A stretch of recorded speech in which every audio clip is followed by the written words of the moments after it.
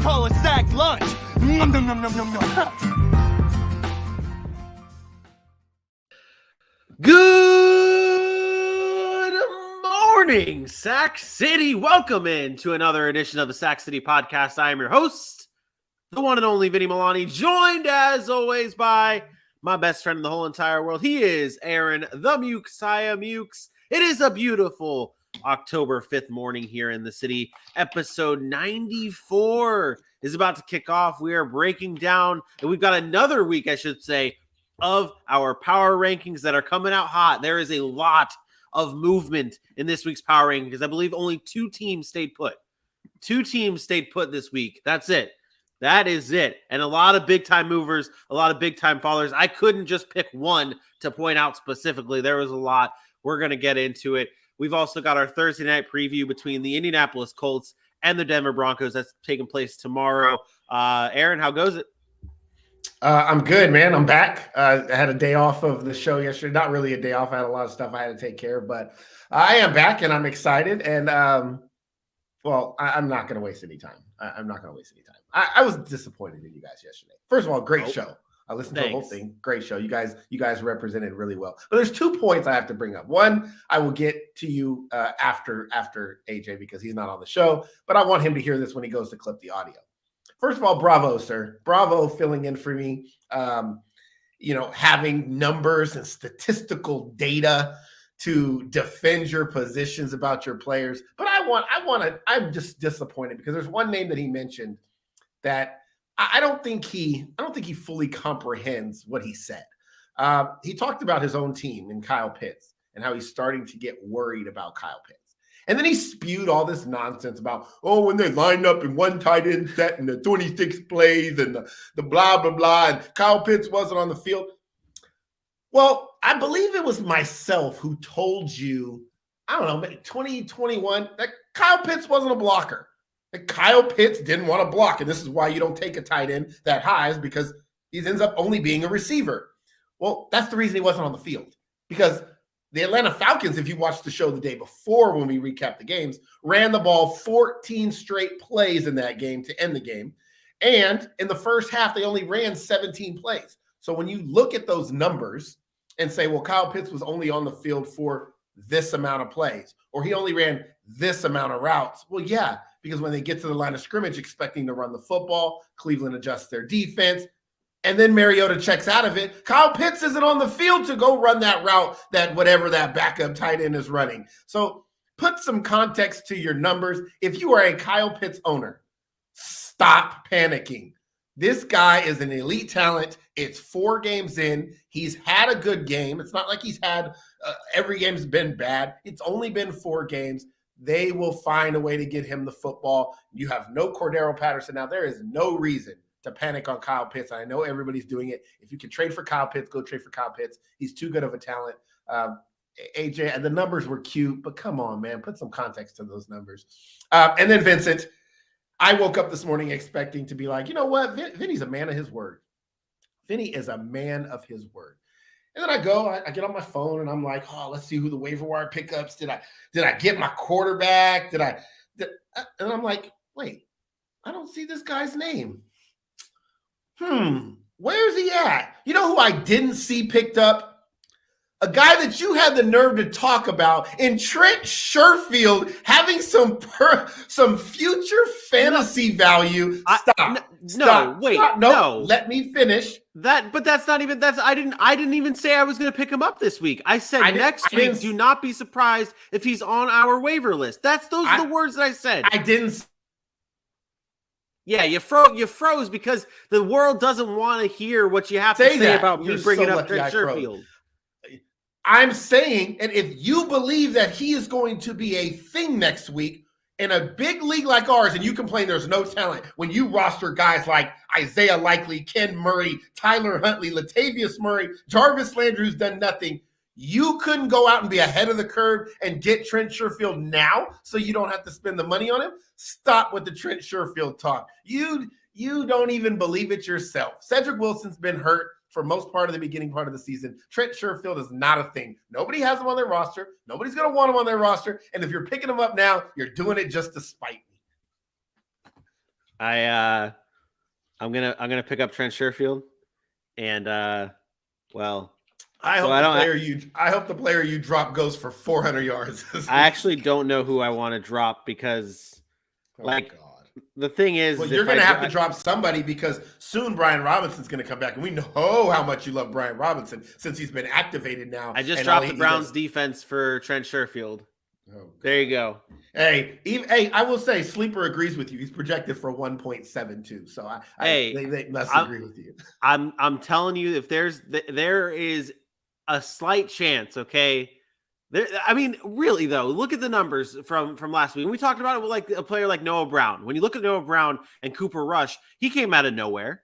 Noah Brown came out of nowhere, and we're like, okay, Cooper Rush has been getting all the work with Noah Brown, where we see the relationship that they have together. Was Noah Brown ever on a waiver wire pickup? Yeah. Wasn't he? Did you draft Noah Brown? Did someone draft Noah Brown? What I'm asking you was, did we ever say to go pick up Noah Brown? No. If you would have said, hey, Trent Sherfield next week against the Jets, DFS play, deep sleeper, you get no argument from me. You're talking about sustained value in a fantasy league with Tyreek Hill, Jalen Waddle, Mike Gesicki, Chase Edmonds, and Raheem Mostert. There is no room for Trent Sherfield to be a thing in a fantasy football league. That's fair. That I guess that. Yeah, Bailey made my point. He owns Noah Brown in the fantasy league, and guess what? You suck, Bailey. You know who he doesn't own? Kenny Pickett. You know who he also doesn't own? Latavius Murray. Hey, he can have Kenny Pickett. I'll trade him. Gee, he'll do. I'm sure he'll give you Josh Allen for Kenny Pickett. I'm sure that trade. I'm not gonna rip anybody off, but I would trade Kenny Pickett. It's a quarterback in a super flex league. I was honestly, there's one player I'm really high on in fantasy, and this will be the last thing. I wish I was more aggressive in trying to trade you for Zay Jones, and I wish I was more aggressive in try and get Zay Jones. But that's just one player I'm in the market for. If Bailey, you're watching and you want to make a deal with for Zay Jones, Did you say if he wants to make a move for Zay Jones? Yeah, I'm saying like if you said if Bailey is watching, what kind of statement is that? Well, okay, that's fair. I'm also in the market to trade DJ Moore, but that's a whole different thing. When I wanted DJ Moore, you were trying to sell me and justify what he was in our deal. I didn't want to give up. I wasn't going to give up extra. That's the thing with our deal. I did not want to give up extra. Like that's extra what? Extra players that I don't have. I don't have another wide receiver that I could have filled in DJ Moore's spot. Yeah, you could have. No, I couldn't have. You could have. What has DJ Moore done for you? You absolutely. He had 12 points last week. Wow, that's his best week. I think he's had multiple double-digit weeks. But that's not what we're here to talk about. We'll talk fantasy after the show. We'll do that. We have a lot to talk about this show. We've got we've got morning headlines, we've got injury report, we've got power rankings, we've got a Thursday night preview to get into. Let's get down to business. Ladies and gentlemen, can I please have your attention? And I need all of you to stop what you're doing and listen. That's right. It is time for morning headlines. And of course, I can't start off morning headlines without talking about something that may not be a big deal to everyone else, but it's a big deal to me.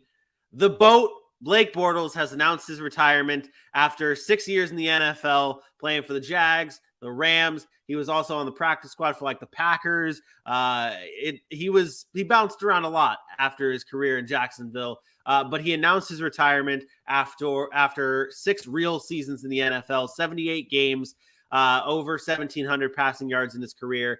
Helped the Jaguars to get the AFC Championship game in 2017. He announced his retirement today. And Blake, the GOAT Bortles, we wish you the best in your future endeavors. All hail the GOAT, the legend, Blake Bortles. In other news, in other real news, this is the big headline that I wanted to discuss that actually does matter. Tua Tagovailoa has met with the reps from the NFL and the NFLPA as part of the investigation to look into the handling of his concussion on Sunday against the Bills, and then the handling of whether or not he should have played on Thursday against the Bengals. We all know how that ended. It did not end well. He is doing fine as of right now. but the investigation is in full effect. Tua has met with the NFL and the NFLPA to discuss the matter and see how things were handled. So we will keep you updated in our morning headlines for days to come as information starts pouring in on the Tua Tagovailoa situation. Aaron, it's your time to shine. I know you missed this. Let's get in to the injury report.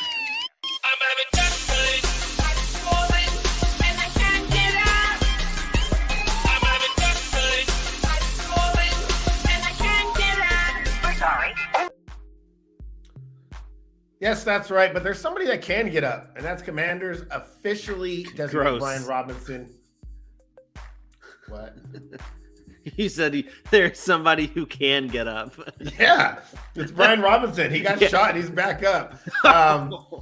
The team will now evaluate him over the next 21 days, and they'll have those 3 weeks to activate him. I don't think it's really an evaluation. They will activate him in the next 3 weeks. Otherwise, he doesn't get to play for the rest of the year. So I expect him to be back on the field soon, and I expect that Washington ugly running game to continue and be more of a committee and a mess and a shit show. So that should be fun to watch. But he is back, and we're happy for him and happy to have him on the field. Kenny Golladay suffered an MCL sprain in Sunday's game. I don't know how. He only plays like 6 plays a game, but whatever. His knee got sprained, and he's not expected to make the trip to London. He'll be out probably for a while, and he doesn't play anyway. So not really huge impact there. 49ers backup offensive tackle Colton McGivitz suffered an MCL sprain Monday, and he'll miss a while, according to Kyle Shanahan.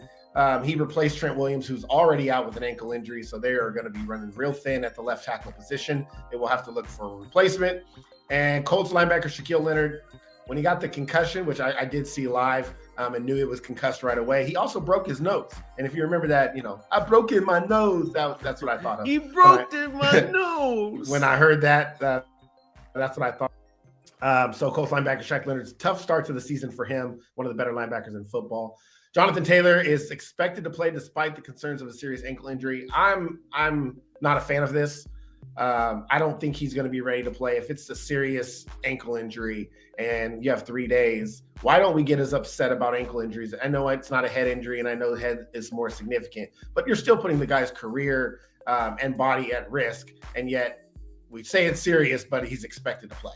So it's mind-blowing to me how we don't even care about that. And I'm not saying it has to be to the same extent of Tua and a head injury, because obviously your head is more important as far as living.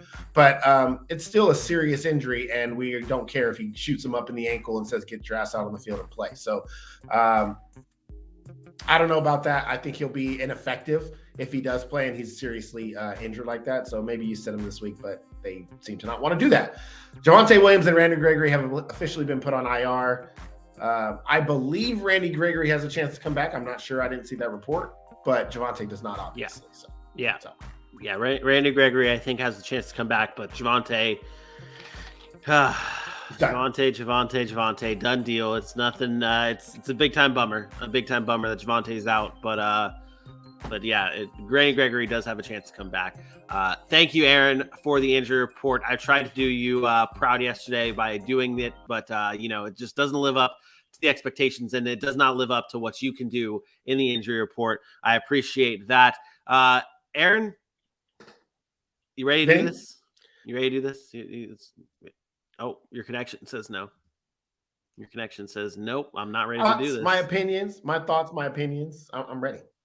Okay, you're good. Okay, great. All right, it is time to get into our Week 5 NFL Power Rankings. If you've missed the show, if you've missed any of our Power Rankings in the past, first of all, shame on you. Second of all, it gets real tight here. The judging and the process that goes into this, it's not easy, but we make it happen.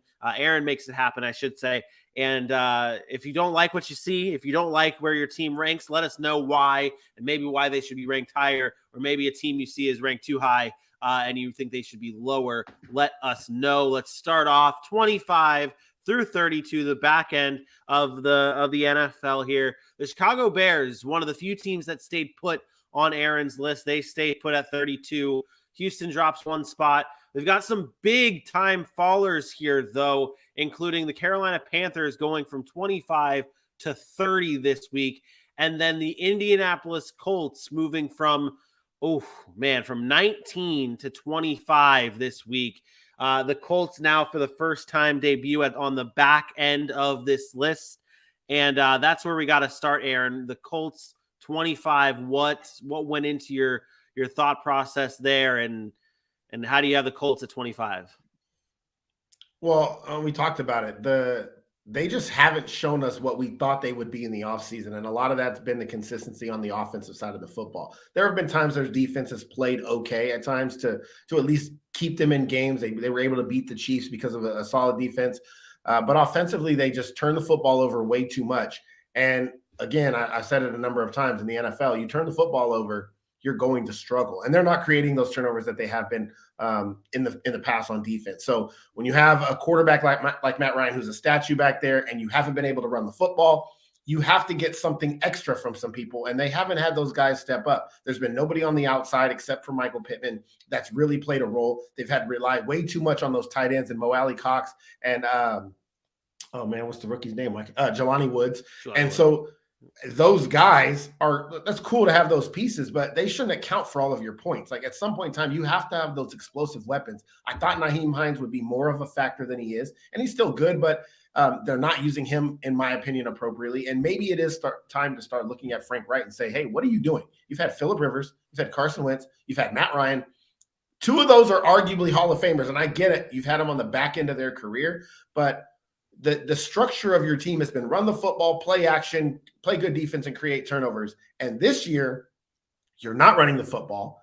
Your defense is okay, and you're not creating turnovers. You're giving the ball away. So what is it really that you're doing to fix those things? And the Colts just haven't looked the part. And so they're going to continue to drop until they look the part, even if they win some games. And like I said, I know they beat the Chiefs, but they're going to have to show me that they can play well before I start to move them back up in the power rankings.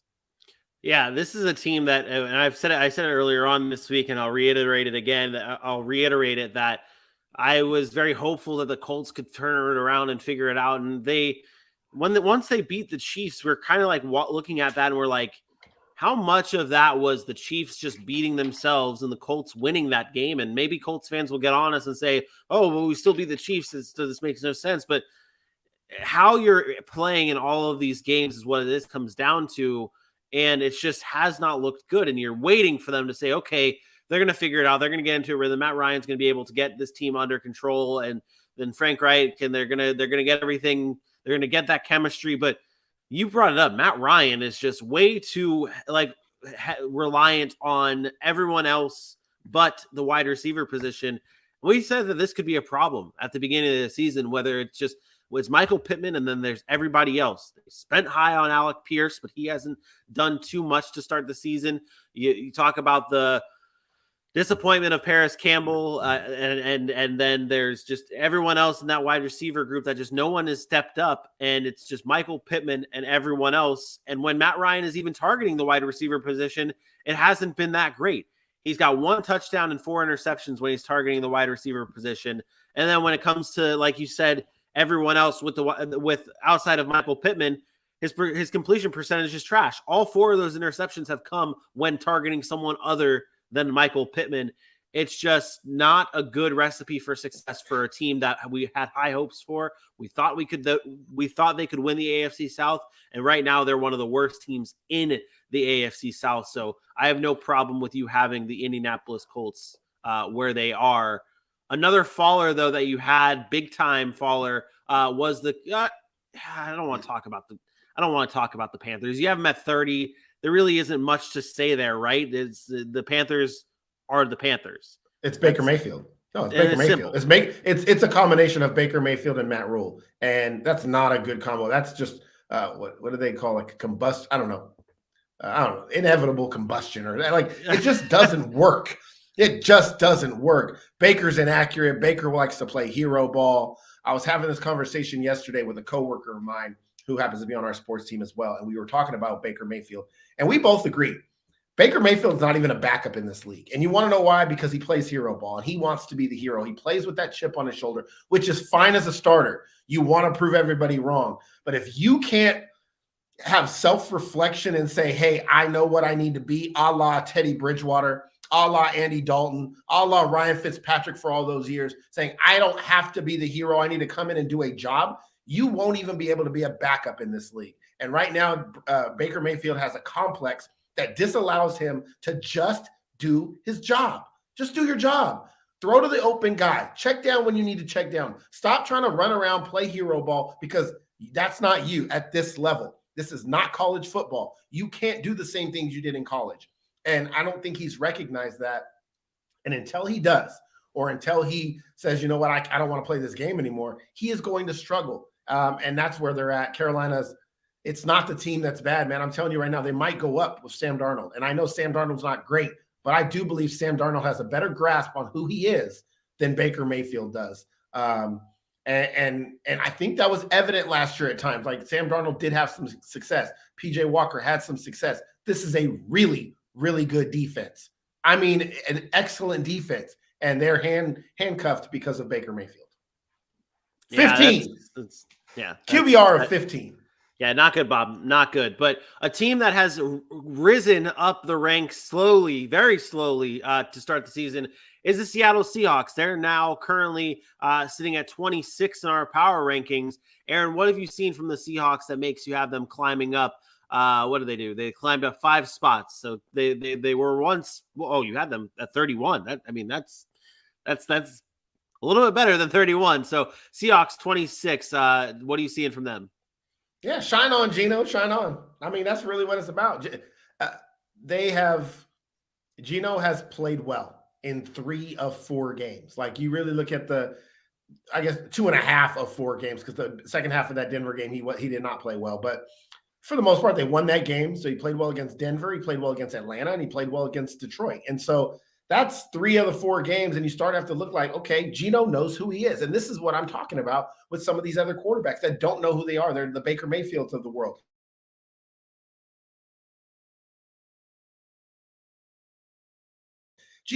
But he knows exactly who he is. And I think that's paid dividends. He also has great weapons in DK Metcalf and Tyler Lockett. They've found ways to get the tight end the football. Rashad Penny, who's been kind of absent for the most part of the beginning of the season, steps out this past week and has a huge game. And you see what their offense can look like when they run the football. So not going to go crazy. They're not a great football team. They beat the Detroit Lions, who can't stop a nosebleed. But the fact of the matter is he's played to Geno's level, and I'm impressed by that. I like that. The confidence is there, and so they get to move up a little bit. But they're still one of the worst teams in football. That's fair. That's fair. But a good consolation prize. I don't know why I wanted to say constellation like a stars, but yeah. I mean, you should be pretty familiar with the word consolation. That's usually where you end up in fantasy football. So. Well, I don't even get that, because I don't even make the playoffs. You, sir, that's your thing, not mine. I don't get that. I don't get to that point.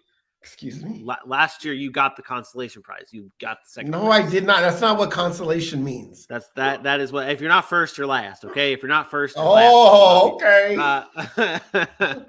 All right. So that's 25 through 32. Let's go on to 17 through 24. In this, it features the biggest faller in the Denver Broncos, dropping 7 spots from being a top 10 team last week to 17 this week. We've also got the Browns falling 5 spots, the Jets moving up 5 spots, and the Falcons moving up 5 spots. This group right here featured, I think, the biggest movers. And the 2 of the biggest movers in the Jets and Falcons, and the biggest faller in the Denver Broncos. Let's start at the back of this with the Atlanta Falcons, and they move up to 24. I feel like 25 through 32 is like what you just said. The Seattle Seahawks, they're still a bad team, but they're moving up. That's kind of what 25 through 32 is. Just a bunch of bad teams, and they're ranked where they are. They're moving up. They're moving up within their little shitty bubble. The Falcons are now out of that shitty bubble into the 17 through 24 range. What did you see? And you personally saw this on Sunday. What did you see from the Falcons that made you have to move them up 5 spots? Well, it wasn't necessarily what I saw from the Falcons. And don't get it wrong, they're still in the shitty bubble. The shitty bubble's just extended now. The NFL right now, some of these teams that we talked about, nobody's an easy out. Yeah, but you know what? Some of these teams aren't really that good, and that's why they're playing each other so tough. The Falcons are one of those teams. Yes, they compete. But yes, when you look at their roster and you see Marcus Mariota play football and you watch them live like I did against the Cleveland Browns, you're like, this team is not good. They're not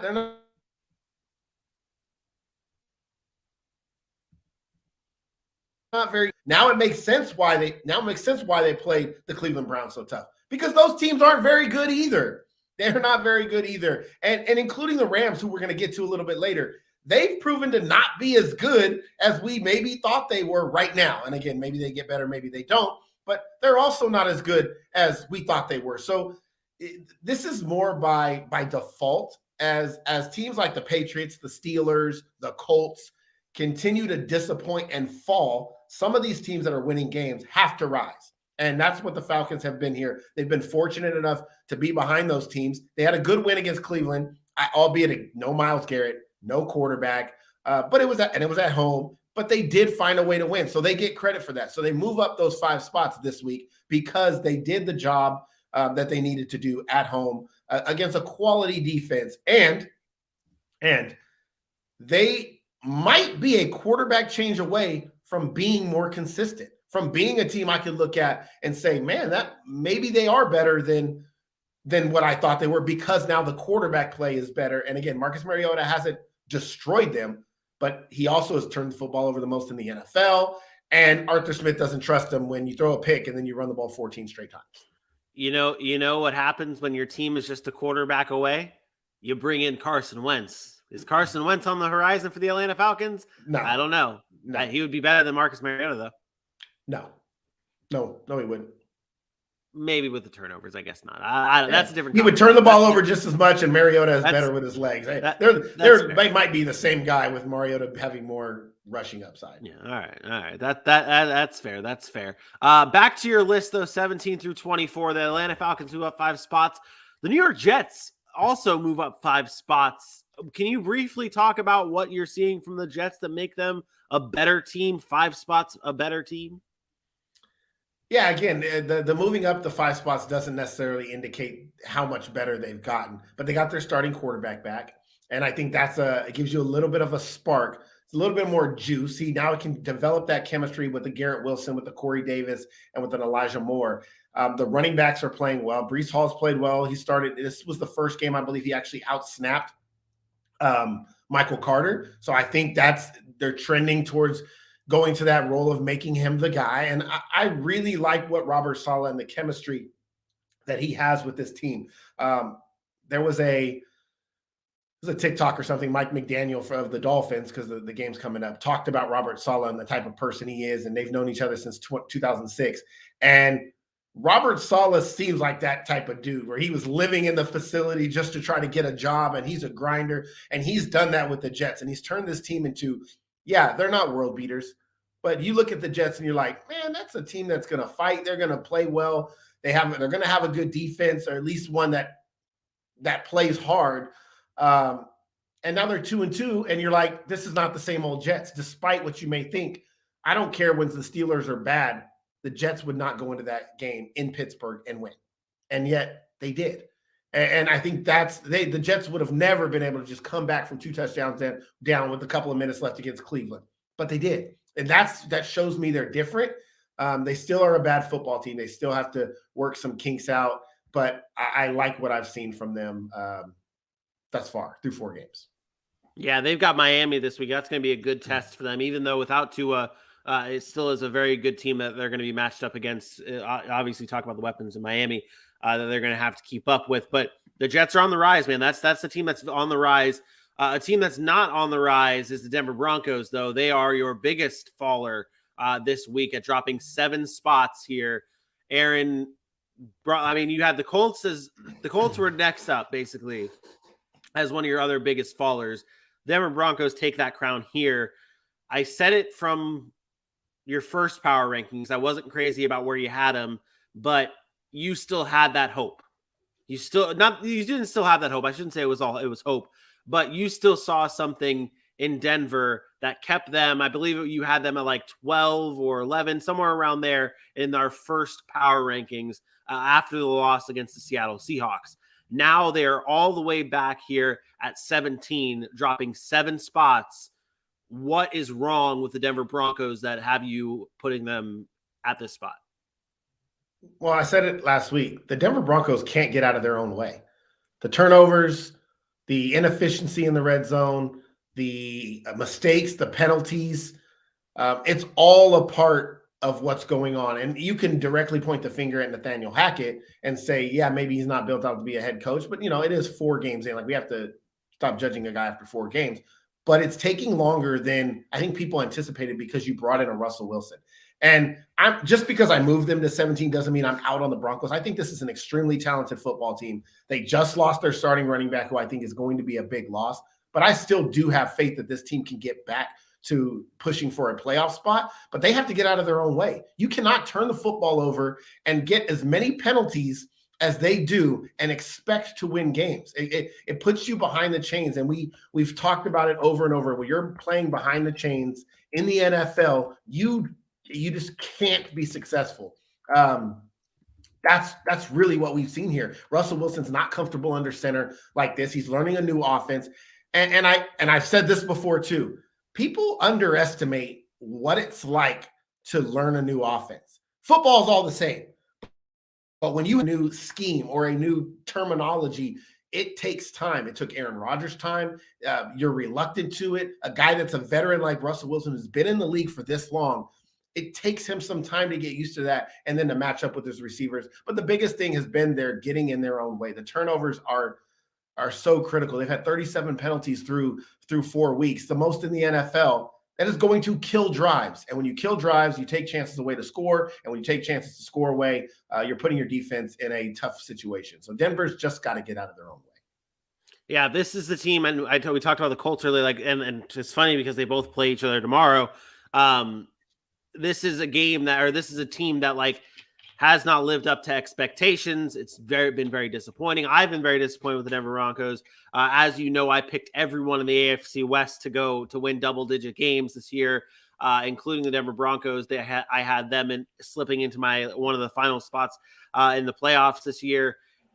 And we just haven't seen it. This offense just has not looked good. And I agree with you. I had it from day one that this team was not just something is off, and we have not seen them take that next step forward. And I think the difference is I think you don't believe they can. And I'm not saying you're saying that. I'm just saying that's what I get, that when you talk about them, I feel like you're saying you just don't believe it. I truly believe that the Denver Broncos will be okay.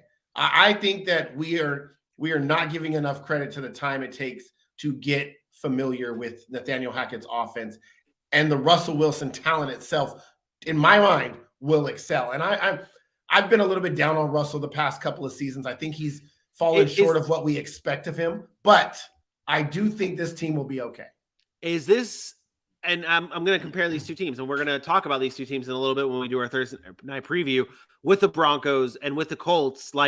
What's the difference between those two teams? What's the difference? The talent level of Denver and and where Russell Wilson's at in his career compared to Matt Ryan. I don't think it's close. I think they're in two different situations.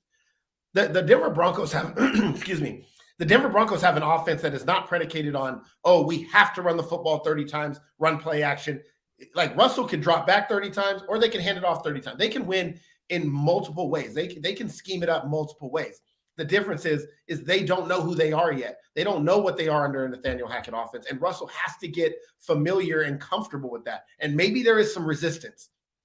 Maybe Russell's saying, you know what, I don't really like this style, but he's got to buy in to what Nathaniel Hackett is selling in order for it to work, despite how we feel about Hackett. And I think that takes time. Once we start to see some success, and I think we will. I don't know if you have their schedule available, but you always do. I want to bring up their schedule because they play in the West, so they have a tough schedule. But I think those winnable. Oh boy. Games, a team like the Colts that have one win. I'm talking about a team that's 2-2, and they play the Colts tomorrow in Denver. Are you picking the Colts against them? Because I can't. No. No. The Chargers have been the Chargers division game, but then you get the Jets, Jacksonville. I think Jacksonville's a tough matchup, but we're still waiting. Tennessee, their schedule's not really, really tough until when? Until week 13. And then week 13 through the end of the season, they go through a gauntlet. And if they can find it by then, they can win some of those games. If they do not find it by then, if it's like, then you can forget about making the playoffs as you're the Denver Broncos. But if you can find it by week 13 and then go and steal 2 or 3 of those games at the end of the season, I think you'll be okay. I think the biggest telling sign of that, if they're going to like have it by week 13, is that week 11 matchup against the Raiders. I think that's like if this offense still looks like the way it is in week 11, I hope to see the Denver Broncos in the 20s. That's where I hope to see the Denver Broncos. I hope to see them right where. Well, it's hard to put them in. It's hard to put them in the 20s if they're winning games. That's fair. Well, I mean, like when we look at those other teams that are going to be from 20 to 32, you got to imagine they're going to be losing games as well. And so it's going to be, I mean, look where the Cardinals have been, and we've been kind of down. They've been stuck on like 19 for the longest time. It's hard. It's hard when you do rankings, but they will drop if they play bad. That's all I can say. And right now they've been very up and down. Even defensively, they've been up and down the last couple of weeks. But that game against the Raiders, I'm still pretty high on the Raiders, and they're 1-3. Yeah, that's. I am also a little bit higher on the, like, I just feel like I don't know. It's what you say all the time, where it's just we're picking and choosing the narrative, what narrative we want to believe, and it's the same thing though. Josh McDaniels, new system, I agree. They've struggled. That's why I brought it up. I think it is definitely the picking and choosing of which narrative you want to believe and follow here, but it's not consistent, and that's at least for me. Is I have the Broncos and the Raiders here and here, to be honest. Like, it's teeter-tottering because both teams, I think the talent is there. It's just they have to put it together. And I'm more down on the Colts, and I'm happy that you have them where they are. But that's your 17 through 24 Broncos, your biggest faller. The Browns dropping 5 spots as well. The Saints continuing to just fall and fall and fall. I believe we had the Saints in the top 10 to start the season, and now they sit at 20. Shout out the Titans, moving up 2 spots. You guys did it. And the Giants still sitting pat at 22 because, well, they're 3-1, but no one can figure out what the hell the Giants are. But let's go into our 9 through 16 here. And this every week, if you haven't watched our power rankings before, this is the nitty gritty. This is the hardest part for Aaron's power rankings. Normally, Aaron, can you say that this is the hardest part again this week? Honestly, no. I was pretty confident in where I have these teams right now. Okay. Which team were you the most confident in? Well, look at the movers. Look how big, a lot of big movers. Like, there were 4 over 5 spots, or 4 teams that went over 5 spots in moving. You had the Jaguars and the Cowboys hop up 3 spots. Even with the loss, the Jaguars hopped up 3 spots because they showed me something. What question did you ask me? I'm sorry. I asked, what team are you the most confident in their spot? Like, you put this team there and you're like, this team is the 13th best team or the 14th best team. Like your decision, which decision that you made here was one that you were the most confident in? The Rams. The Rams. And the reason I'm picking the Rams is because that's the last playoff spot. And I think the Rams are a playoff team. I really do. But that's it. I'm watched the Rams now for 4 weeks, and you cannot win in this league when you play in the trenches like the Rams. You can win with the talent of Cooper Kupp and Matt Stafford. You can beat the bad teams. You will never beat the good teams when you can't protect Matt Stafford and you don't have anybody else but Cooper Kupp. And these plays, the things that are happening to the Rams are a direct result as to what I said at the beginning of the season. Defenses know what you're doing. This boy genius of Sean McVay, he won the Super Bowl. I'm not going to take credit away from that. But defenses look at that offense and they go, okay, you can throw to Cooper Kupp 19 times. Maybe you're going to complete some of them. But we are also going to get the football. We are going to intercept passes because we know you're going to throw to Cooper Kupp. We know every pass is going to Cooper Kupp. It's tunnel vision. Matt Stafford can't stop throwing picks because the only person that he trusts is Cooper Kupp. And in an offense, you can't do that. Look at the success that a Josh Allen, that a Patrick Mahomes, that an Aaron Rodgers have. Like, The reason these guys don't turn the football over is because they will throw to anybody. They throw to a scheme. They throw to an open spot. They throw to the open guy. They scheme everybody to get open and tell your quarterback to find them. The Rams completely scheme Cooper Kupp, and that is it. They haven't schemed Allen Robinson to get the ball at all. And I'm not absolving Allen Robinson of this because he looks slow. He looks inefficient. He doesn't look like a player that belongs getting paid what he's getting paid. But they are also not helping him because they don't put him in those positions. They're not throwing a bubble screen to Allen Robinson to get him involved in the game, get his confidence up. But you can damn sure believe they'll throw 19 screen passes to Cooper Kupp to make sure he's involved. And again, I'm not saying you don't want to get the ball in your best player's hands because Cooper Kupp is their best player and he's very effective in what he does. But that pick six at the end of the game really was a telling sign. The 49ers knew exactly what the Rams were going to do. Okay, bubble screen, here it comes. I'm going to jump the route. I'm going to take it to the house. And it was a microcosm of what the Rams are right now. They can't block. They can't stop throwing to Cooper Kupp. And their defense is not as great as it's been in the past. So, but they're good enough to win games. Like they will be good enough to hold on and win games. They will make the playoffs more than likely, unless their offensive line keeps falling apart. And so they're right there in the middle, bottom of the playoff team, and they'll be out in the first round. That's the way I feel. Something you said that I want to bring up that it hasn't been talked about a lot, because obviously what the headlines for the Rams when we're talking about them and their struggles this year is headlined by what Matthew Stafford's been doing, most turnovers in the league, the pass or the offensive line not being able to protect him, one of the most sacked quarterbacks in the league. But you brought up the defense, and something that they're not doing this year that they did last year. They were 9th in the league in pressure rate last year with that defensive line that was with Von Miller towards the end of the season and Aaron Donald, Leonard Floyd. Those guys were getting after it. They're 31st in the league this year in pressure rate from a defensive line with Aaron Donald, Leonard Floyd. That's where they're at. They've been struggling to get pressure on the quarterbacks this year, and that just adds on to the struggles as a team from the Los Angeles Rams that we're not seeing the same team from last year. And again, like you said, this team most likely will still be in the playoffs, barring if they keep playing like this, that might be thrown up in the air. But this is a team that we all think and we all have a lot of hopes in that they do still make the playoffs. And like you said, you still have them at 16 to where they're still, or at 14, they're still in that last spot for the playoffs there.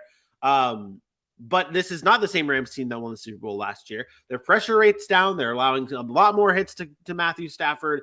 And they can't run the football, which is huge. Yep. But their offense, I always say this. I say offense is broken, but it is. Like the Sean McVay offense is broken right now because he doesn't know what to do. He either doesn't trust his weapons or I don't know. You can't just rely on Cooper Kupp. I know all the Cooper Kupp stands out there. He's the greatest. I love him. Like, that's fine. That can't be the focal point. It can be the focal point of your offense, but it can't be the only thing. Or you're going to find yourself just what happened on Monday night where you were just outmatched, out-physical, 19 targets for Cooper Kupp. Great game, Cooper. Yay. But you were unsuccessful and you still can't score points because they know what to do when they know you're in critical situations. Every team knows where the ball is going. These defenses are too good. This is why, and I don't want to like discredit Cooper Kupp, and I don't want to act like I'm hating him or whatever. I respect Cooper Kupp. I think he's been proving it that he's an elite wide receiver in this league and deserves a whole lot of credit. But this is why Cooper Kupp doesn't win the MVP. Kupp is not an MVP type player because he can get 19 targets a game and have 150 yards or whatever. They're still going to only score 9 points. Like that. That's not even directly to Cooper Kupp. It's any wide receiver. Name a wide receiver that wins MVPs. It doesn't happen. Exactly. That was my point. Not a shot at Cooper Kupp whatsoever. But this is why wide receivers, they don't win MVPs, and this is why quarterbacks do. And when teams are struggling, it goes straight to the quarterback because, well, Matthew Stafford has been sacked so much, leads the league in interceptions. Not a good system in Los Angeles right now, and that is why they have fallen to your number 14 spot. The Arizona Cardinals move up 5. The Raiders move up 5. Can you note why, like just a brief note, why you have Jacksonville moving up 3 spots after a loss, an ugly loss to the Philadelphia Eagles on Sunday? And I mean ugly by the fact that there were a lot of turnovers, 5 total turnovers from Jacksonville, but they still move up 3 spots. I just want you to touch on that real quick. Yeah, Jacksonville's a playoff team. That's why. Jacksonville is an absolute playoff team. And in order to be a playoff team, you got to be in the top 14. Right now, Jacksonville's a playoff team, despite the loss to Philadelphia. And I know they were up 14-0. The game got sloppy and it got away from them. They started giving up a lot on the ground. The one concern would be the rush defense for me. They got to pick that up. But Philly's a good running team. But when you know a team's going to run at you, you got to be able to stop it. There's something different in the water in Jacksonville with Doug Peterson. They believe, they're young, they're talented. Trevor Lawrence, I would take Trevor Lawrence right now over some young quarterbacks that we have spoken highly of. That's just the truth. I've always thought he's a special talent, and I think with Doug Peterson that he can get to that potential that we've liked so much. This maybe more of it's a gut instinct thing. I just believe Jacksonville is a very good football team. I think they will lose games because they're inexperienced. I think they will struggle in certain situations because of the youth. We saw that, turning the football over. Yeah. If you're Trevor Lawrence, you just can't do that in a game like that. Sloppy game, protect the football, they probably win that game. So those things they will learn as they go throughout the season, but they will have those struggles. I really just think this is a good football team, and they are not going to get manhandled by anybody. They are not going to be the Jaguars where it's like, oh God, here we go. It's 41-6. It's ugly. That's not them. And there's no real thing that quantifies the leap that they've made other than that defense and how impressed I've been with that defense. But they're just a good football team. And I trust them right now as much as I trust the Rams, as much as I trust the Cardinals or the Raiders or the Broncos or any of those teams. They've shown me just as much as those teams. And I don't know. And they manhandled the Chargers, and I had a hard time putting the Chargers ahead of them, to be honest. I'm almost moved the Jaguars to 12 because they manhandled them. But I do think that the talent at quarterback and what Justin Herbert's experienced already that he's got over Trevor Lawrence is a factor. They've done it without Keenan Allen. They've been banged up on defense. I'm giving them the benefit of the doubt here. Yeah. But there was a concern with the Chargers rush defense. They're giving up most yards per carry in the league again this year. That's a concern. I said it last year. It's still a concern, but I gave the slight edge to the more veteran quarterback. But it's close. Yeah, I mean, it's fair. I don't have a problem with it. I just wanted to get your thoughts on it because I know a lot of people might see the Jaguars moving up 3 spots after a 5 turnover game against the Eagles. Just wanted some notes on that. You do have the Cowboys moving up 3 spots. Cooper Rush, man, leading this team to a top 10 spot on our power rankings. But I don't know. I don't think it's all about Cooper Rush here. I think you might be looking ahead into the future here and thinking, okay, maybe this Cowboys team here is doing this with Cooper Rush. You can only imagine what they're going to look like with Dak Prescott. That's why they fall into the number 9 spot here, entering the top 10. Minnesota moves into the top 10 for the first time, moving up 5 spots. Bengals falling out of the top 10, moving to 11. Is there any other notes you want to bring up for 9 through 16 before we get down to 1 through 8? Yeah, really quickly, obviously I'm a Dallas Cowboy fan, but I do want to. The Dallas Cowboys defense is elite. It's elite. When you have an elite defense in this league, you're going to be probably in the playoffs. That's where they're at. And the elite defense can overcome many shortcomings. And to put the Cooper Rush talk to bed, so we don't ever have to mention Cooper Rush's name again in this in the light of, is he going to challenge Dak Prescott? When Dak Prescott wins games against bad opponents, we don't say anything. Like it's just the NFC East. Oh, here he beats the bad opponents. Cooper Rush has not done anything that Dak Prescott hasn't already done. Dak Prescott's done a lot more than Cooper Rush. He's beat those teams already. Dak Prescott owns the NFC East. If you look at his record versus the NFC East, that's all Cooper Rush has done, is won some games against some teams that Dak Prescott beats up every year. So it's enough with the Cooper Rush is pushing for Dak Prescott's job. When the Dallas Cowboys get Dak Prescott back, they are going to be a much better football team. They are starting to look like the team that I thought they would be. I'm not saying they're going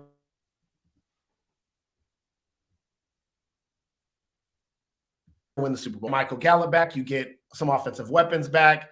They're running the football. I think there are better days ahead for the Dallas Cowboys offense, and in turn, they're a top 10 football team. Their defense alone puts them in the top 10.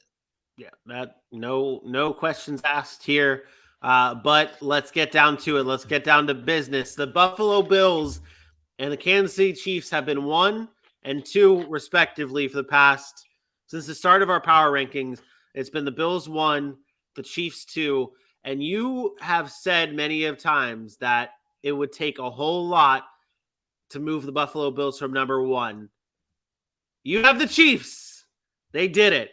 They have dethroned the Buffalo Bills for the number 1 spot in your power rankings.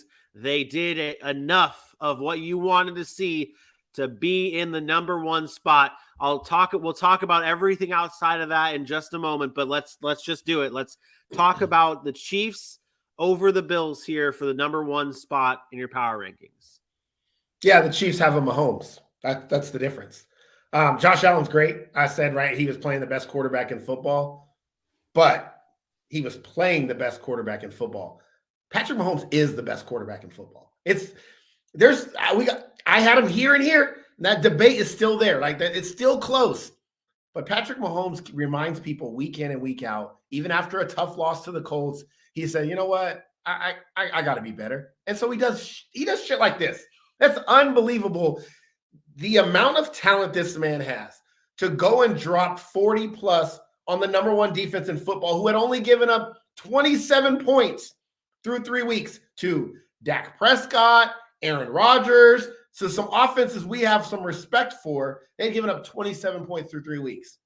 And Patrick Mahomes comes in there, Travis Kelce and Juju Smith and no Tyreek Hill. He's got Jody Fortson, Noah Gray, Travis Kelce, all scoring touchdowns. Clyde Edwards-Helaire is all of a sudden putting up touchdowns left and right. Isaiah Pacheco on the field. Marquez Valdez-Scantling being a factor.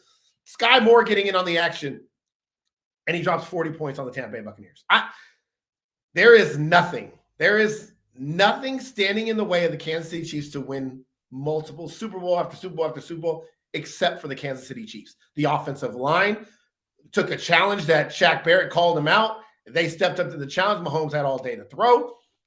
They were able to run the football. They said, we are going to play within ourselves. You challenge us, you're going to run too high safety, then we're going to run the ball down your throat. They did that. There isn't a way that the Kansas City Chiefs can't beat you. If you challenge them to run it, they can run it. If you challenge them to throw it, they can throw it. If you say, Patrick Mahomes, I need you to be Superman in order for you to win, he's Superman and he wins. And the connection between him and Travis Kelce and the energy that they provide for that football team is like no other in the NFL.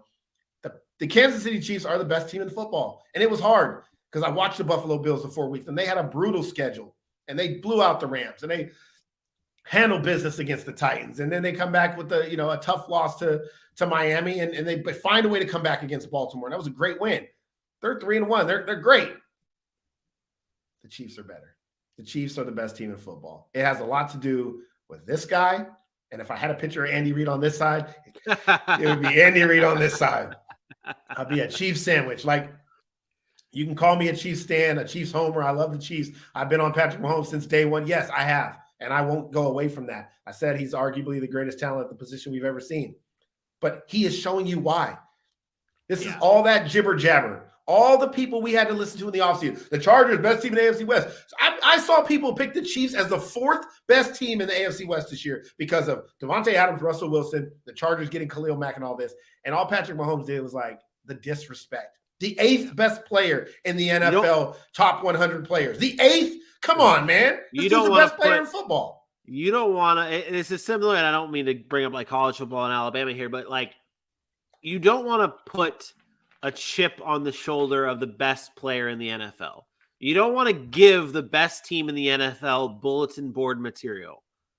And that's what happened in the offseason for the Kansas City Chiefs, who now take the number 1 spot in your power rankings. And again, it's not a disrespect to Buffalo at all. They're still no, they're number 2. Yeah, well, that's what I'm saying. Like that's the thing here. This drop is not a knock on the Buffalo Bills because of what I mean. They beat the Baltimore Ravens, who are a top 5 team in this league. They were able to win that game, but the Chiefs are just doing something special here.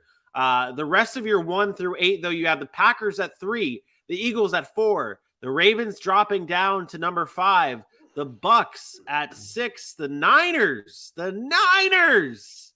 at 7. The Dolphins falling from 3 to 8. Let's start off with your biggest riser in this top 8. The San Francisco 49ers going from outside the top 10 to inside the top 10 to number 7. What are you seeing from San Francisco that you're loving so much that makes you think they're a top 7 team in the NFL? It's the same thing we saw last year. I told everybody that they would be a better football team with Jimmy Garoppolo at quarterback. And I've also been the biggest Jimmy Garoppolo, like he's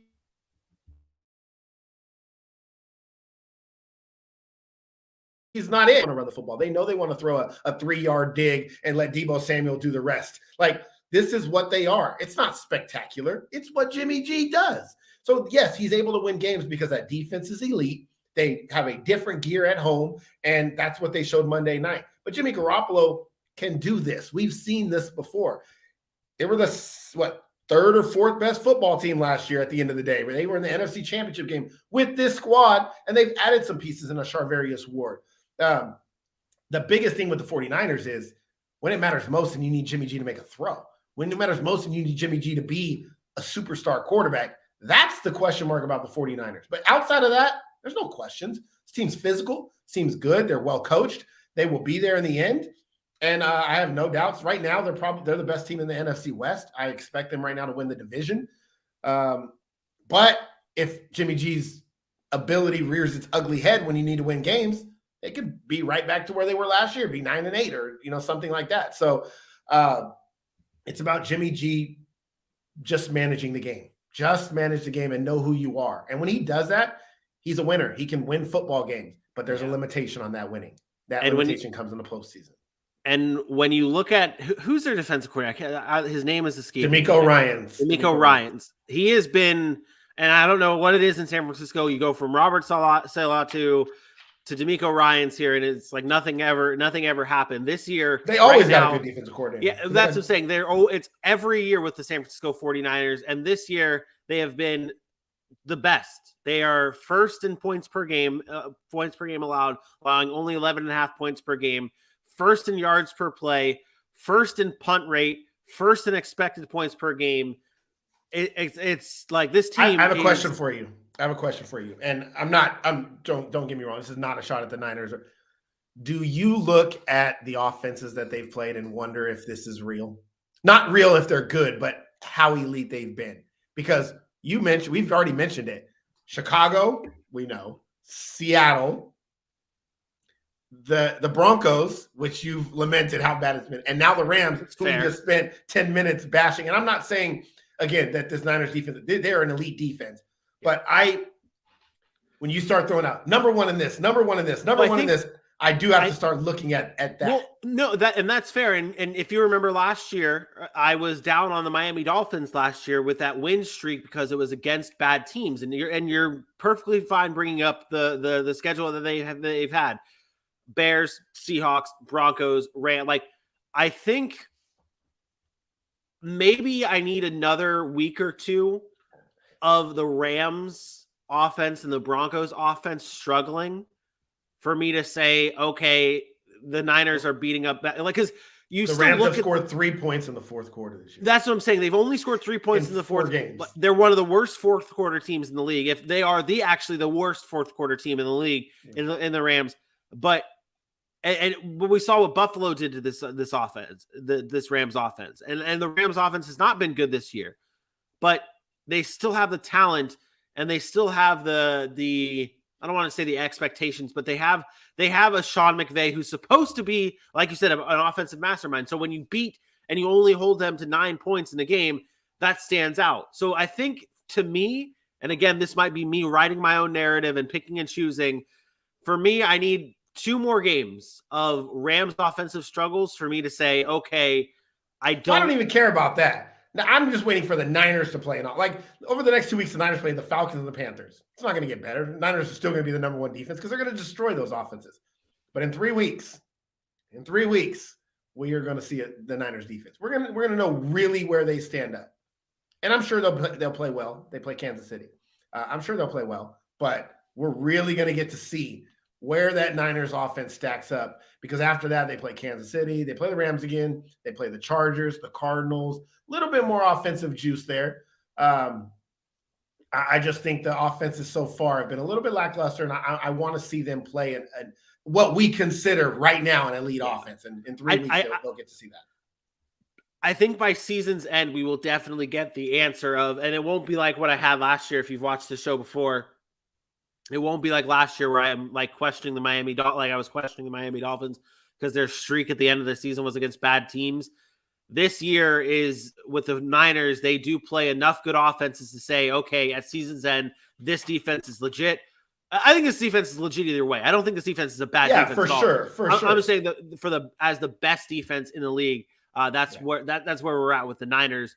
The Miami Dolphins falling 5 spots. That's just because Tua's out. Is that a fair assumption? I've thought about this. Their secondary has not been very good this year, but they get Byron Jones back. I think that's going to help significantly when you had Xavier Howard and Byron Jones back there. Tua's out. It was just a tough loss to Cincinnati. That whole game was rough. They could have won that game maybe if Tua stays in there. Who knows? I dropped them 5 because I really want to see this week. I want to see them play the Jets. I want to see what they do. Are they going to go in there and handle business like they're supposed to? And me say, okay, that's the good football team I expect, even with Teddy Bridgewater. Because if you're the number 7, 8 team, you go in there and you still handle your business with Teddy Bridgewater. He's a serviceable enough backup. So maybe it's they slid down that much because I just wanted to wait and see. I want to see what they do this week. But also those other teams up there are really good. Tampa Bay loses, they're still really good. I would say the Eagles and the Dolphins have the most fluidity of this top 8 list. Like, I'm going to say the same thing with Philly I just said with the Niners. They've looked the part. They really have. But the NFC East has a very easy road this year. The Dallas Cowboys, the New York Giants, the Philadelphia Eagles, they all play easy-ass schedules. So they're going to have a ton of wins, a ton of games that they should go out and win. I'm still waiting for the Eagles to play a team that I am confident in. And it's not because I don't think they're going to make the playoffs. It's because I want to see what are they going to do when they play a team that is trying to make a deep playoff run. They don't have one on their schedule until week 12. I guess if you include Dallas outside of the division, in week 12 it's the Packers. So the Dallas game for me is big. I think that's the first real test for Philly that I can look at and I will gauge where they really are at. If they win, then legit. If they lose, I'm not saying that they fall. It's how they lose, right? Do they just get manhandled like they did last year twice? Because there was I don't know who did it. Again, probably on TikTok. There was a stat. They brought up Jalen Hurts' wins versus quarterbacks, versus other teams with quarterback play. And he's like 0-5 versus like what we would consider top quarterbacks, like Dak Prescott, Josh Allen, Patrick Mahomes. And he's like 2-2 versus fringe quarterbacks. And then he's like 15-1 versus like all other bad quarterbacks, Trubisky, and like that's what Jalen Hurts has been in his career. So with those numbers, I was like, you know what? That's the Dak Prescott narrative, right? We talk about that every year with Dak Prescott. They beat the teams they're supposed to beat, but they don't beat the teams that are better than them. And so Jalen Hurts is kind of falling into that right now, and Philadelphia is doing the same thing. So I want to see them match up against some quality opponents before I really buy all the way in. But I do have them at 4 because they've played really well, and I believe in Jacksonville, and I thought that was a well, that's the thing, too. I mean, we talked about with the Niners and who they've played. I mean, the Eagles, they played Detroit. They outscored Detroit. Right. And then they played Minnesota. The Minnesota game was a good win. Yeah, it was a good win. Then, Washington, and then they had the Jacksonville game. So right now it's like two good wins, one bad, one whatever win. You should win. Yeah, one you should win, and then one shootout where you survived. I mean, not survive. They played well. Not to discredit them. But yeah, so the Eagles at number 4 move up 2 spots. They enter the top 4. The Packers now in the top 3. They moved up from 5 to 3. They looked good against Green. Well, they looked. Why did you? I don't want to. We're running late on time here. But I've told you before, the Green Bay Packers are one of the best teams in football. I don't care how they win. Hook by crook, they got number 12. And every year they're in the NFC Championship game or fighting for the NFC Championship game. And the difference between them and the San Francisco 49ers is they got number 12. This man said by hook or by crook. That's all I It needed doesn't- to hear on the show. Yeah, it's all That's all those I teams. needed. Those teams that have elite quarterbacks like that, like they can struggle at times throughout the season. The Packers have an elite defense. They have elite talent, and Aaron Rodgers will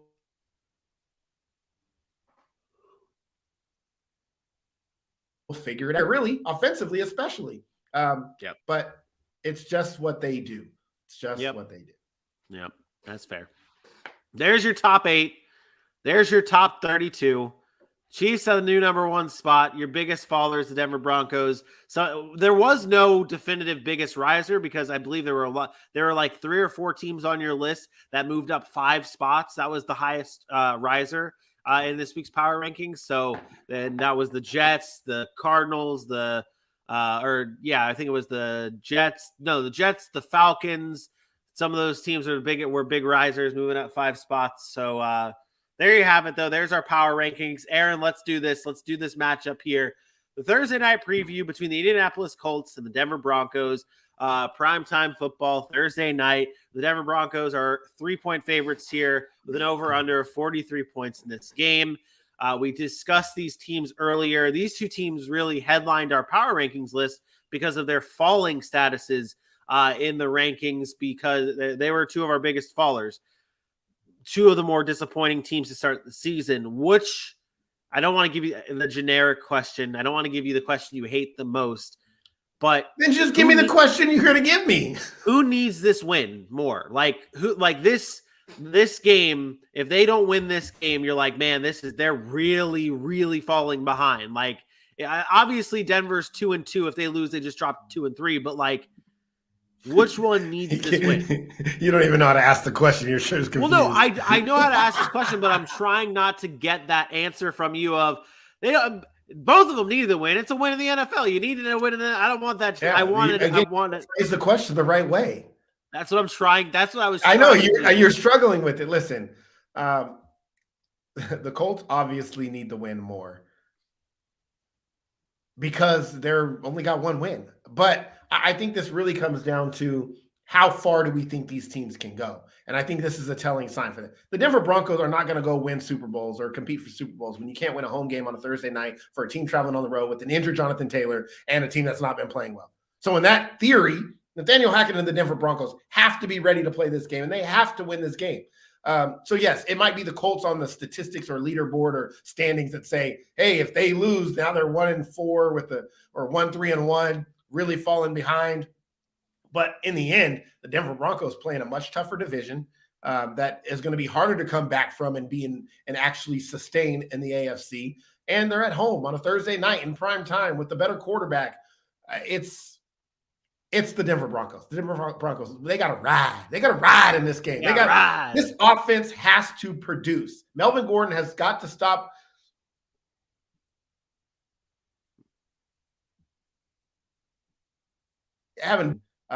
they have to find a way to get the offense rolling. The defense will be solid. Randy Gregory lost hurt, but I think they'll be okay, and they'll get after Matt Ryan. It's the Broncos. The Broncos got to win this game. Yeah, no, that's where I wanted to go. Both these teams rank in the bottom 3 in points per game. Their offenses have not looked that great when you talk about the new weapons that they've added, and obviously Matt Ryan and Russell Wilson. You did talk about the injuries the Colts are going through. Jonathan Taylor coming into this game with an ankle injury, no Shaq Leonard. The Broncos now without Javonte Williams and Randy Gregory in this game, 2 banged up teams. What are you looking at most in this game? Like what player, what side of the ball maybe are you looking at will have the most focus on here? Oh, it's the Denver offense. I think that's going to be the storyline for Denver throughout the most part of the season. Can Nathaniel Hackett get the offense back on track to where they need to be? But I still think it'll take time. I do think they can have a good game here on a Thursday night. But that's what you're watching. You're looking to see if the offense takes strides. I don't look for perfection. I don't look for all of a sudden just flipping a switch. I look for progression. Like, can you progress over the weeks to continue to get better and look like the team that we expected you to look like? And I think that starts on Thursday night. Yeah, no, I agree. It's pretty dead even in the careers of Matt Ryan versus Russell Wilson. 3 wins apiece. Matt Ryan has 14 touchdowns, 4 interceptions. Russell Wilson has 12 touchdowns and 4 interceptions. both these quarterbacks neck and neck when they play each other. Who gets the win? I am taking Denver here. Like I said, I'm still a believer in Denver. I'm not a believer in the Colts. Jonathan Taylor being injured changes that entire offense. I will take Denver in this one, 24-16. 23-19 Denver in this game. I agree with you that I think that Denver is a little bit more ahead of the Colts in terms of figuring things out with their new pieces. The offense for the Colts, I think you're right, runs through Jonathan Taylor, and who knows which version of Jonathan Taylor we're going to get. We're going to get a banged up version of Jonathan Taylor who gets 13, 14 touches in this game. And if he gets that, they're losing this game. And that's what I think it comes down to. So what did I say? 23-19 Broncos. Yeah, that's where I'm going.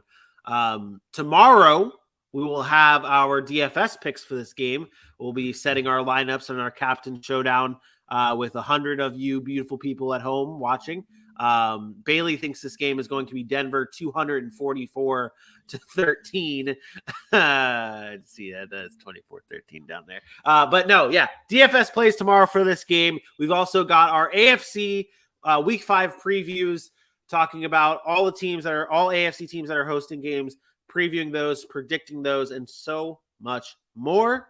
Aaron, it was a great show again today. We appreciate you doing these power rankings that have seen some criticism in the past, but I like this. This is my favorite power rankings you've done so far, and I hope the fans. Oh man, that means I messed up.